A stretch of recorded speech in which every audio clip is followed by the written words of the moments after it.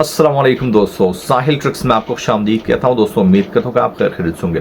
Saudi Arabia के कुछ special updates के साथ आप लोगों की खिदमत में हाजिर हूँ, जहाँ पे आज के वीडियो में बात करने वाले हैं।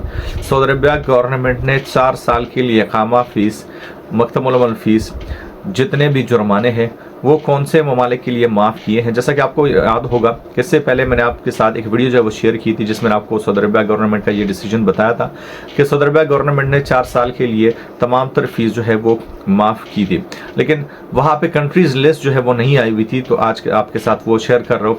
साथ साथ जो हाल ही में ट्रैफिक जुर्माने जो है वो 50% माफ़ किए गए हैं, उस हवाले से अबशर का अपडेट आपके साथ शेयर कर रहा हूँ। और मोस्ट इम्पोर्टेंट, हरम शरीफ में अगर आपका कोई भी चीज़ जो है वो गुम जाता है तो अबशर में एक नई जो है वो सर्विस ऐड की गई है, जहां पे आप उसको रिपोर्ट कर सकते हैं।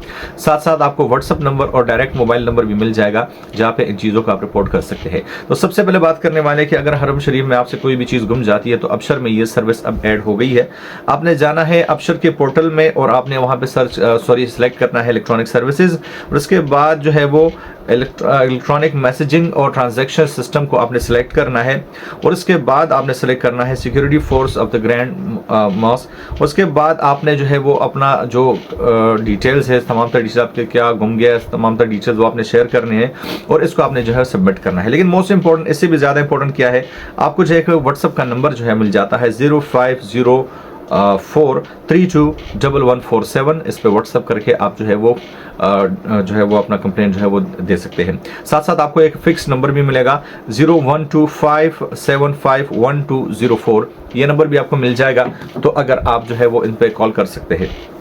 तो अब जो नेक्स्ट अपडेट है वो है अबशर का एक अनाउंसमेंट, जो कि हाल ही में जो है वो ट्रैफिक फाइन को 50% रिड्यूस किया गया है। तो ऐसे में स्कैमर्स क्या करते हैं कि आपको जो है वो एक फेक लिंक सेंड करते हैं कि आप इससे अपने जुर्माने जो है वो अदा करें, और आपके पैसे जो है वो कट जाते हैं, आपके साथ फ्रॉड हो जाता है।